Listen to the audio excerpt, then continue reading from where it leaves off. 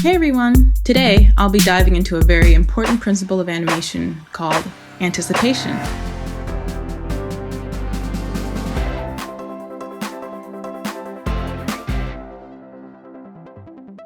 I'm Rachel Reid, a freelance 2D and 3D character animator.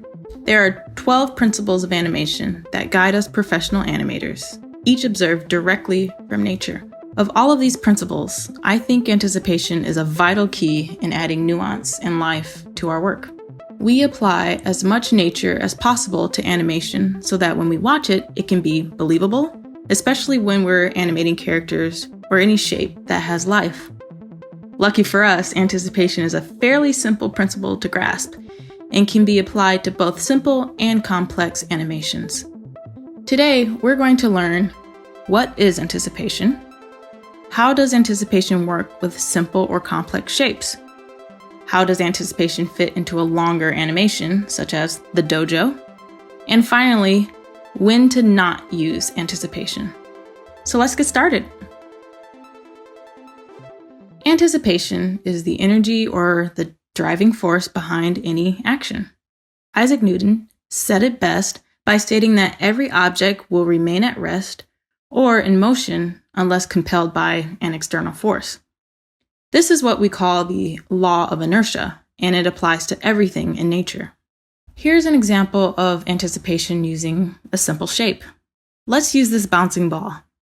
The ball anticipates by squashing down. It's building up that energy and momentum before it is able to jump off the ground.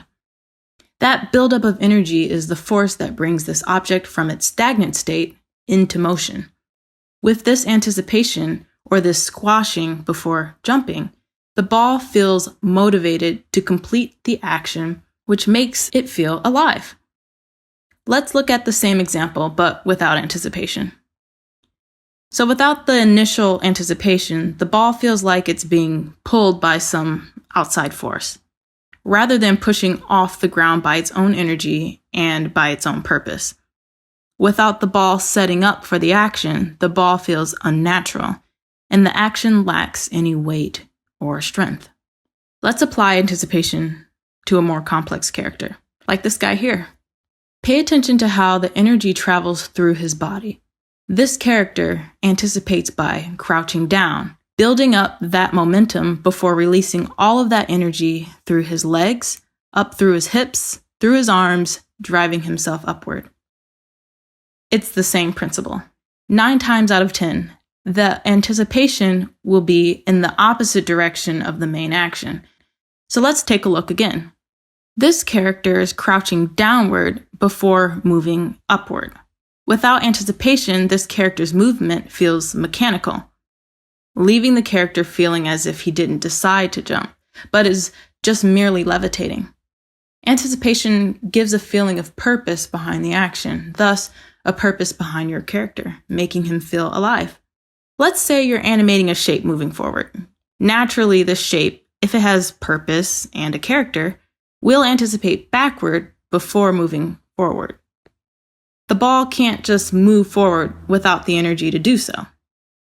If you want to animate a simple ball being pulled through space without having any character, then sure, don't use anticipation. As you can see in this example, with no anticipation, the ball feels like it's being dragged by something outside of its control. This can also be applied to a walk cycle.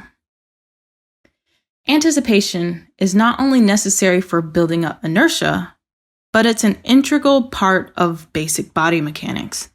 By shifting his weight over his left leg, he is able to free up his right leg to take a step. Without that anticipation, your character will end up face down. To further grasp this concept, I highly recommend filming video reference of yourself doing a walk cycle or any kind of movement that you're trying to animate.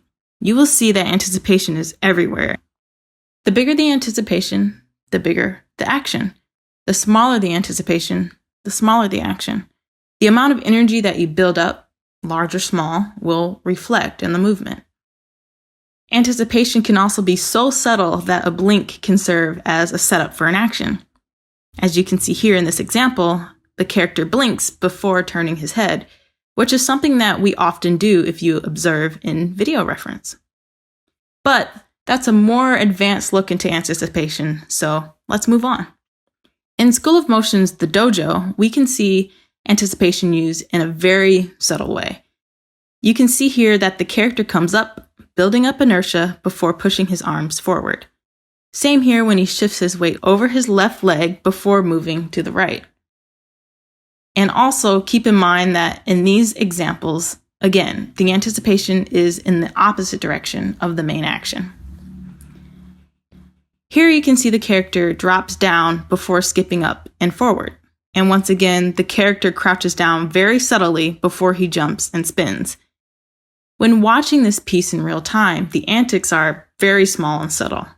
Ideally, for such big actions and for martial arts movements, more time would be spent on the antics because, again, the bigger the movements, the bigger the antics. Even though the anticipation is subtle in this piece, you can still feel the energy behind the characters. Without the anticipation, they'd look like lifeless puppets. Is there ever a time not to use anticipation? Yes. There's no need to use anticipation if you are animating objects reacting to external forces. If an object doesn't have a character, it cannot and should not anticipate anything. For example, this could be a glass tipping over or hair blowing in the wind. These objects are not governed by their own will, thus cannot anticipate an external force. And that's anticipation. I hope that you incorporate this important principle into your work. If you need any more clarification on this topic, I suggest reading The Illusion of Life by Ollie Johnston, as well as The Animator's Survival Kit by Richard Williams. If you want to see more videos like this, make sure you subscribe to our channel and click the bell icon so you can be notified on any future tutorials. See you next time.